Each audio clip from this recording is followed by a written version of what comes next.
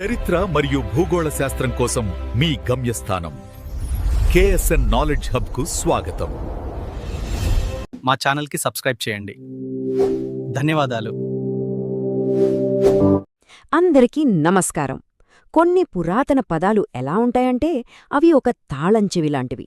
వాటిని సరిగ్గా అర్థం చేసుకుంటే ఒక పెద్ద చరిత్రే మన ముందు తెరుచుకుంటుంది. ఈరోజు కూడా మనం భారత చరిత్రలోని అలాంటి ఒక శక్తివంతమైన పదం వెనుక ఉన్న రహస్యాన్ని ఛేదించబోతున్నాం. అసలు ఒక పదంలో ఏముంటుంది? అది కేవలం అక్షరాల సమూహం మాత్రమేనా, లేక ఒక మొత్తం యుగాన్ని చెప్పే శక్తి దాగి ఉంటుందా? ఈ ప్రశ్నకు సమాధానం వెతకడానికి మనమిప్పుడు మన భారత చరిత్ర పుటల్లోకి వెళ్దాం. సరే, ఈరోజు మనం చూడబోయే ఆ అద్భుతమైన పదం మహాజనపదం. వినడానికి కొంచెం పెద్దగా, బరువుగా అనిపించొచ్చు కదూ. కాని దీన్ని విడదీసి చూస్తే అప్పటి సమాజం, వాళ్ల పాలన, ఇలా చాలా విషయాలు మనకు అర్థమవుతాయి. పదండి, దీని సంగతేంకో చూద్దాం. ఈ పదాన్ని సింపుల్గా అర్థం చేసుకోవాలంటే మొదటి స్టెప్ ఏంటంటే దీన్ని 2 భాగాలుగా విడగొట్టాలి. ఒకటి మహా, రెండవది జనపదం. సరేనా? ఇప్పుడు ఒక్కోదాని గురించి చూద్దాం. మొదటగా ఈ పజిల్లో మొదటి ముక్క మహా. మహా ఈ పదం మనందరికీ తెలిసిందే. సంస్కృతంలో దీని అర్థం గొప్ప. అయితే ఇది కేవలం సైజ్ గురించి చెప్పేది కాదు. దాని వెనుక ప్రాముఖ్యత, శక్తి, వైభవం ఇవన్నీ ఉంటాయి. అంటే ఏదైనా ఒక దానికి మామూలు స్థాయి కన్నా ఎక్కువ విలువ ఇవ్వడానికి ఈ పదాన్ని వాడతారన్నమాట.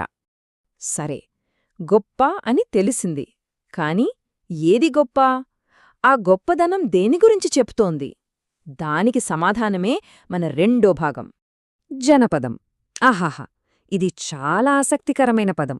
జన అంటే ప్రజలు, పదం అంటే అడుగు. అంటే ప్రజలు అడుగుపెట్టిన ప్రదేశమన్నమాట. సింపుల్గా చెప్పాలంటే ఒక తెగవాళ్లు స్థిరపడిన భూభాగం. ఇది కేవలం ఒక మ్యాప్లో గీత గీసినట్టు కాదు, ఆ నేలతో, ఆ ప్రజలతో ముడిపడి ఉన్న ఒక ఐడెంటిటీ. అందుకే అంటారు, ప్రజలు లేకుండా జనపదం లేదు. ఇప్పుడు చూడండి, మన దగ్గర 2 ముక్కలు రెడీగా ఉన్నాయి. మహా అంటే గొప్ప, జనపదం అంటే ప్రజలు నివసించే చోటు.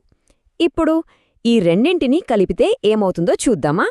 అసలైన చారిత్రక కథ ఇక్కడే మొదలవుతుంది. అంతే, మహాజనపదం అంటే గొప్ప రాజ్యాలు.